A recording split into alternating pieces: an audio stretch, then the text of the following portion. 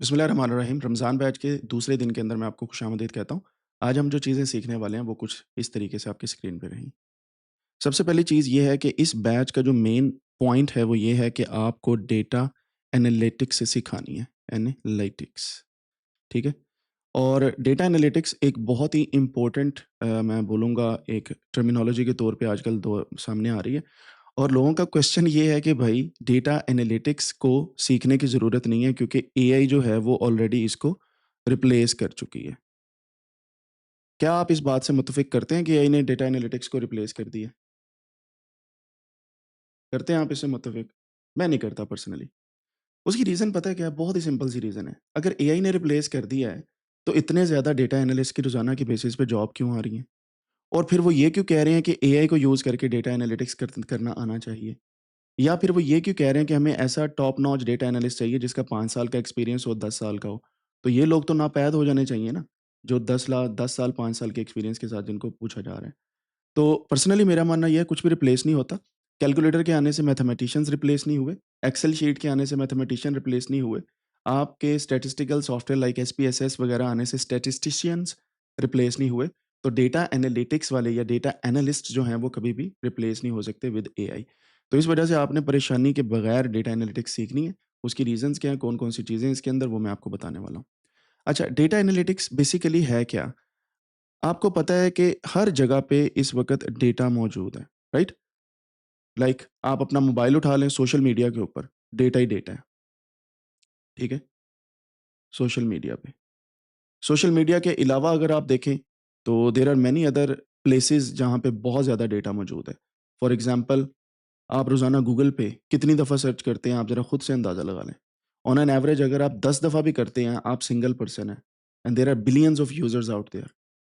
तो उनको 10 से मल्टीप्लाई करें, कितनी क्वेरीज़ जो हैं वो एनालाइज़ की जा रही हैं गूगल के ऊपर सिंपली। फिर तीसरी जगह पे आ जाएँ चैट जीपीटी। हर बंदे की पॉकेट में चैट जीपीटी आया हुआ है मोबाइल के थ्रू या पीसी के थ्रू। तो वो बिलियंस ऑफ यूज़र्स जो हैं चैट जीपीटी को यूज़ कर रहे हैं।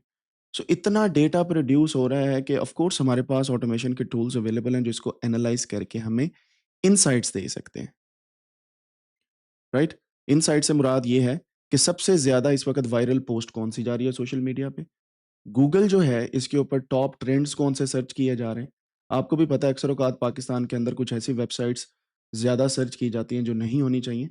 इसी तरीके से चैट जीपीटी के ऊपर बिलियंस ऑफ यूज़र्स यूज़ कर रहे हैं। चैट जीपीटी को और फाइंड आउट कर रहे हैं कि कौन-कौन सी जो अगर आप कुछ बनाना चाह रहे हैं तो रेसिपीज़ कौन-सी हैं। ज़्यादातर लोग इसको अपने टूल्स के तौर पे यूज़ कर रहे हैं, डेटा को एनालाइज़ करने के तौर पे यूज़ कर रहे हैं। There are many other things. अच्छा, इनसाइट्स डेटा से निकालना और उसको डिसीजन मेकिंग में लेके जाना, ये एक डेटा एनालिस्ट का काम होता है,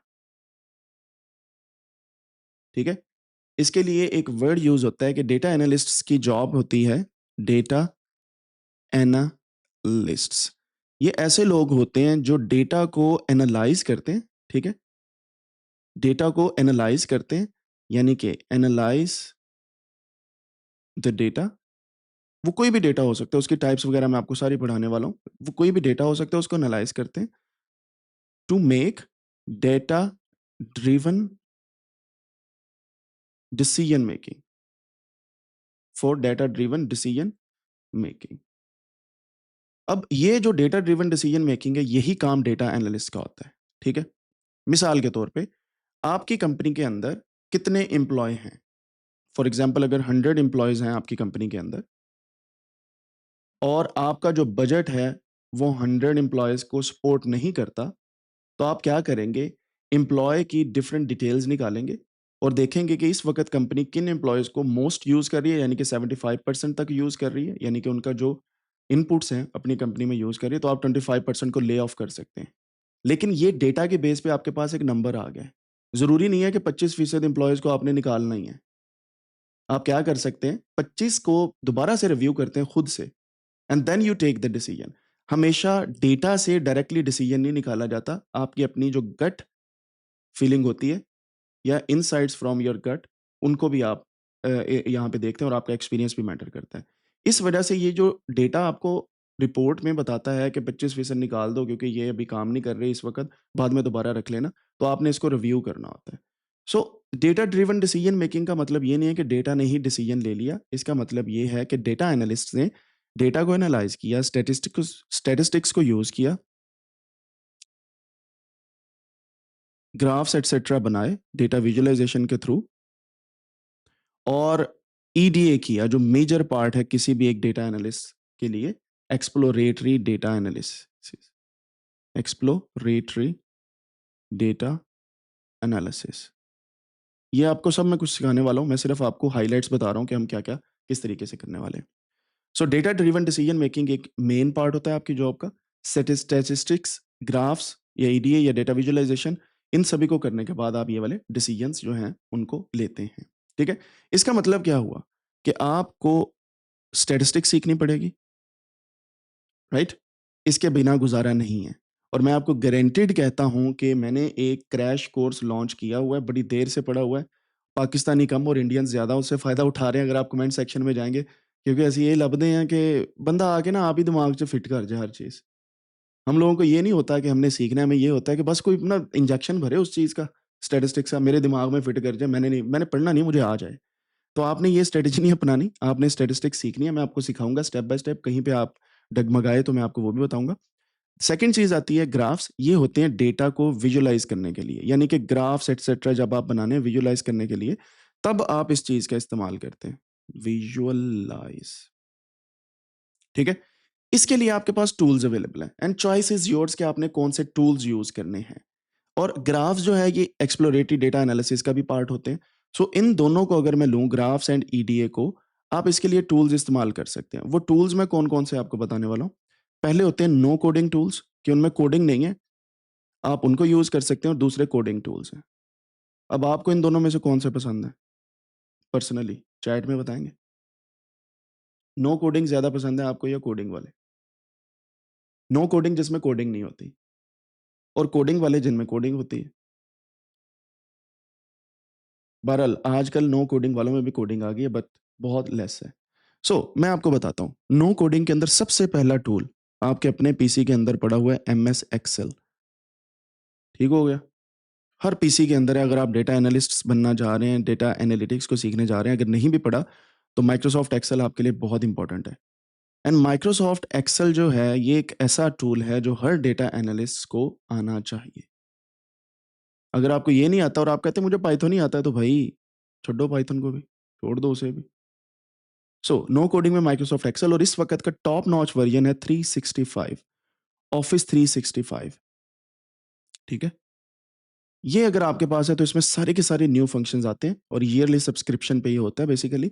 और पाकिस्तान में अगर आप 6 से 8 बंदे परचेज, पाँच अकाउंट मिलते हैं फैमिली के अंडर, तो वो 29,000 पर ईयर पड़ता है।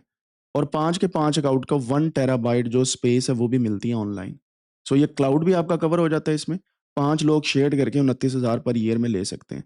And this is a good investment, ये मैंने की हुई है बड़ी देर से, एंड बिलीव मी, कभी पंगा नहीं पड़ा जब भी डेटा को एनालाइज करना है, रिपोर्ट्स बनानी है, डॉक्यूमेंट्स बनाने हैं, कुछ भी बनाना है। इसमें एक्सेल ही नहीं, और भी काफ़ी टूल्स आते हैं। अगर आप पर्सनली अकेले परचेज करना चाहते हैं तो 21,000 पर ईयर है। तो आप अगर लिखेंगे ना office 365 in price in Pakistan, तो आपके सामने इसकी डिटेल आ जाएगी। ये जो है, अगर आप इसको यूज़ करते हैं दैट्स वेल एंड गुड, नहीं करते तो कोई और वर्जन करेंगे। तो थोड़ा बहुत टैब्स का इधर उधर इशू होता है, लेकिन एट द एंड जो लेक्चर्स हम पढ़ाएंगे वो ऑफिस 365 पे आपको मिलेंगे, एंड आपको फिर उस पे खुद से काम करना होगा। ओके जी, नो कोडिंग टूल की आपको समझ आ गई। पहला माइक्रोसॉफ्ट एक्सेल, और दूसरा है इसी से रिलेटेड ही है, उसे बोलते हैं गूगल स्प्रेडशीट, फ्री है ऑनलाइन। गूगल ने माइक्रोसॉफ्ट एक्सेल का तोड़ दिया, वो भी फ्री में। ये आपके पीसी में इंस्टॉल होता है, इसको इंस्टॉल करने की जरूरत नहीं है, ये डायरेक्टली आप गूगल जीमेल अकाउंट के थ्रू इसे यूज कर सकते हैं, and you don't need to pay anything. मजे की चीज। चॉइस इज योर्स कि you want to use Microsoft Excel और गूगल स्प्रेडशीट। मेरा मानना है ये दोनों इस्तेमाल करने आने चाहिए, क्योंकि कंपनी जो आपको हायर करती है, वो हम नहीं बता सकते कि वो कौन से टूल को ज़्यादा प्रेफर करती है, वो कंपनी ही बताती है। और ज़्यादातर वो गूगल स्प्रेडशीट को इसलिए यूज़ नहीं करते क्योंकि ये ऑनलाइन है और डेटा सिक्योरिटी का इशू बनता है। माइक्रोसॉफ्ट ऑफिस को इसलिए यूज़ कर लेते हैं कि डेटा जो है वो आपके पीसी के अंदर रहता है। ये दोनों सॉफ्टवेयर्स का पता है आपको, पहले से पता होगा आप में से काफ़ी लोगों को। स्प्रेडशीट का अगर नहीं पता तो इट्स फाइन, अगर पता है तो दैट्स रियली गुड। तीसरा सॉफ्टवेयर आता है जी आपके सामने, जो मेरा भी और बाकी काफ़ी लोगों का फेवरेट है, इसका नाम है पावर BI। यानी कि बिज़नेस इनसाइट्स के लिए बीआई का मतलब बिज़नेस इनसाइट्स के लिए पावर बीआई एक टूल है, इसे यूज़ किया जाता है। ये डैशबोर्ड्स, विजुअलाइज़ेशन, डेटा को समझने, डेटा को अंडरस्टैंड करने, इन सारी चीज़ों के लिए इस्तेमाल किया जाता है। नंबर 4 पे इसी का एक और टूल आता है टैबल्यू। टैबल्यू जो है, ये भी एक ऐसा टूल है, हो सकता है मैंने स्पेलिंग थोड़े से गड़बड़ कर दी हो, ये हमेशा यहाँ पे मसला करते हैं मेरे लिए। सो टैबल्यू एक टूल है, जिसे डेटा विजुअलाइज़ेशन एंड डैशबोर्ड्स के लिए यूज़ किया जाता है। ये दोनों टूल इंडस्ट्री में बड़े छाए हुए हैं। अगर आपको पावर बीआई आ जाता है ना, तो आप डिफरेंट कंपनीज़ के अंदर लाखों रुपया सैलरी पे स्टार्टिंग्स जॉइन दे सकते हैं आजकल के दौर में। ठीक है? कौन-कौन सी हैं? कोई भी ऐसी कंपनी जहाँ पे डेटा बहुत ज़्यादा अवेलेबल है and they need somebody to create a dashboard, तो आप पावर बीआई सीख लें और टैबल्यू सीख लें। दोनों में से कोई एक सीख लें या दोनों ही सीख लें। ये बहुत आसान है एंड बिलीव मी आप 1-1 दिन के अंदर इनको मास्टर कर सकते हैं, अगर आपको डेटा की बेसिक्स पता है। एमएस एक्सेल की और गूगल स्प्रेडशीट पता है। तो ये 4 टूल इंटरकनेक्टेड हैं। ये दोनों एक जैसे हैं, ये दोनों एक जैसे हैं, सिर्फ़ कंपनीज़ डिफरेंट हैं, ठीक है? सो हम इन 4 टूल्स को सीखेंगे, इसके अलावा क्लिक व्यू है and then may there are many other tools out there जिनको आप इस्तेमाल कर सकते हैं, लेकिन हमने क्योंकि टाइम हमारे पास रमज़ान का है और रमज़ान या तो 29 या 30 दिन का होगा, so we need to be very careful कि हम किस टूल को चूज़ करें। ये मार्केट में बड़े अच्छे तरीके से यूटिलाइज़ हो रहे हैं, तो इस वजह से we are going to use them. Coding tool, Python, आजकल की शहंशाह लैंग्वेज जिसे मैं बोलूँगा, पहले बादशाह कहता होता था। लेकिन वो मिथुन दा जो हैं, उनकी वजह से इसे शहंशाह कहना पड़ रहा है। I am just kidding by the way. तो पाइथन जो है एक ऐसा टूल है, अगर आप इसको यूटिलाइज़ करते हैं ना, बिलीव मी आपकी मार्केट के अंदर वैल्यू 10x ज़्यादा हो जाती है। और जो लोग कहते हैं ना मुझे तो पाइथन आता है, तो भई मैं पाइथन को इस्तेमाल करने का नहीं बोल रहा, पाइथन फॉर डेटा एनालिटिक्स की बात कर रहा हूँ। और पाइथन डैशबोर्ड भी बनाता है, पाइथन बहुत कुछ करता है क्योंकि पाइथन एक जनरल पर्पस लैंग्वेज है। इससे सब कुछ किया जा सकता है जो भी कोडिंग की दुनिया के अंदर इस वक़्त मौजूद है। गेमिंग की जा सकती है इससे, गेम्स बनाई जा सकती हैं, इससे वेबसाइट्स बनाई जा सकते हैं, इससे वेब एप्लीकेशंस बनाई जा सकती हैं, सॉफ्टवेयर्स बनाए जा सकते हैं एंड मैनी अदर थिंग्स। लेकिन हमने इसको यूज़ करना है फॉर डेटा एनालिटिक्स, ठीक है? सो इसके लिए आप में से काफ़ी लोगों को शायद ही पाइथन आता हो, अगर आता है तो दैट्स गुड, नहीं भी आता, I am gonna teach you, ठीक है? पाइथन हम यूज़ करेंगे इसके अंदर और पाइथन की डिफरेंट लाइब्रेरीज़ यानी कि पाइथन के अंदर डिफरेंट पैकेजेज़ हैं, जैसे मोबाइल के अंदर एप्लीकेशन नहीं होती। आप यही समझें कि ये एक मोबाइल है, इसके अंदर एप्लीकेशंस को हमने यूज़ करना है और उसके लिए जो नो कोडिंग का सबसे पहले तो एक सॉफ्टवेयर है वीएस कोड, इसे हम यूज़ करेंगे। वीएस कोड इसकी आईडीई है यानी कि पाइथन को इसके अंदर इस्तेमाल करेंगे वीएस कोड के अंदर या हम एंटी ग्रेविटी गूगल का एक सॉफ्टवेयर है, इसे यूज़ करेंगे। और इन दोनों को यूटिलाइज़ करते हुए हम पाइथन के थ्रू कोडिंग के साथ डेटा एनालिटिक्स को परफ़ॉर्म करेंगे। डेटा एनालाइटिक्स लाइटिक्स ठीक हो गया? अच्छा वीएस कोड और एंटीग्रेविटी ये दोनों फ्री हैं, पाइथन भी फ्री है, you don't need to pay anything at all, ठीक है? फिर आजकल आपको पता है एक टर्म बड़ी यूज़ हुई है वाइब कोडिंग। हम में से काफ़ी लोगों को पता होगा वाइब कोडिंग का। नहीं पता तो मैं बता देता हूँ कि आपको कोडिंग नहीं आती, सिर्फ़ इंग्लिश बोल-बोल के लार्ज लैंग्वेज मॉडल्स के थ्रू आप डेटा को एनालाइज़ करते हैं, एलएलएम्स के थ्रू, ठीक है? मैं आपको ये सिखाने वाला हूँ कि कैसे आप डेटा का एनालिसिस कर सकते हैं यूजिंग लार्ज लैंग्वेज मॉडल्स और विदिन सेकंड्स आपके सारे का सारा एनालिसिस हो जाएगा। Within seconds, I am not even saying minutes, within seconds आपका एनालिसिस हो जाएगा। और यहाँ पे कुछ पेड लार्ज लैंग्वेज मॉडल्स हैं, कुछ फ्री हैं। मैं दोनों को आपको बताऊँगा और कैसे पेड वाले फ्री लेने हैं, उसके लिए गिटहब का एजुकेशन डेवलपर पैक आपने ले लेना है, फ्री में मिलता है अगर आप एक स्टूडेंट हैं, एजुकेशन डेवलपर पैक। तो इसके बारे में मैं आपको बताऊँगा। तो जब आपके पास ये पैक आ जाएगा developer pack, then a lot of softwares will be free for you. अगर आप टीचर हैं तब भी, अगर आप स्टूडेंट हैं तब भी, तो इस तरीके से आप इसे यूटिलाइज़ कर सकेंगे। Is that understandable? कोई मुश्किल बात तो नहीं है ना यहाँ पे? तो ये है जी प्लान जो मैंने आपको अगर याद हो तो पहले दिन के मेन पेज के अंदर भी ये सारा प्लान बताया था और अगर आप इस कोर्स में एनरोल करवाना चाहते हैं वो लोग जो पहले इस कोर्स में जो है वो एनरोल्ड नहीं है, तो सिंपली आपने codanix.com हमारी वेबसाइट पे जाना है।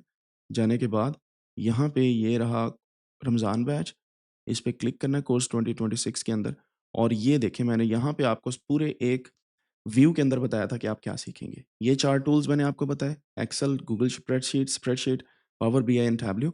यहाँ पे पाइथन एंड एआई कोर, यहाँ पे data wrangling and data analysis आपको सिखाया जाएगा एंड देन ईडीएन, एलएलएम्स का यूज़ यानी कि इन दोनों को इंटीग्रेट करके आपको सिखाऊँगा और एट द एंड हम रियल लाइफ प्रोजेक्ट्स बनाएँगे, ठीक है? तो ये बहुत ही इंटेंसिव या एक्सटेंसिव कोर्स नहीं है। ये 4 टूल्स सीखने में बहुत मुश्किल लगते हैं, देखने में बहुत मुश्किल लगते हैं लेकिन बहुत आसान है एंड बिलीव मी आप इनको बहुत अच्छे से सीख सकते हैं। जिन्होंने एनरोल करवाना है एंड पे मैंने फॉर्म दिया हुआ है, later on they can enrol in this course. यहाँ तक आपको क्लियर है जी, कैसे हमने कौन-कौन सी चीज़ें सीखनी है and how we are going to perform each and every step in this category. Is there any question? कोई क्वेश्चन है आपका? नहीं है तो दैट्स गुड क्योंकि मैं अपना मोबाइल साथ में चार्जिंग पे लगा लूँ। मोबाइल मतलब जहाँ से मैं आपको पढ़ा रहा हूँ। तो यहाँ पे आपको समझ आ गई होगी कि ये वाले टूल्स हम इस्तेमाल करेंगे नो कोडिंग में MS excel, Google spreadsheet, power BI and Tableau, coding में पाइथन, पाइथन की डिफरेंट किस्म की जो लाइब्रेरीज़ हैं उन्हें और लार्ज लैंग्वेज मॉडल्स का इंट्रोडक्शन देके हम जनरेटिव एआई को यूटिलाइज़ करेंगे फॉर डेटा एनालिटिक्स। अगर आपका कोई भी क्वेश्चन है और आप इस कोर्स के बारे में और भी इन्फॉर्मेशन लेना चाहते हैं, you can always write me. कहाँ पे? रमज़ान बैच एट कोडेनिक्स 26@codeनिक्स.com। ये मैं आपको दिखा भी देता हूँ, ईमेल मैंने दिया भी हुआ है। और यहाँ पे अगर आप आएँ, तो थोड़ा-सा नीचे आएँगे तो मैंने यहाँ पे बताया कि अगर आपकी कोई भी क्वेरी है, तो ये रहा रमज़ान बैच एट कोडेनिक्स.com, यहाँ पे आप ईमेल कर सकते हैं।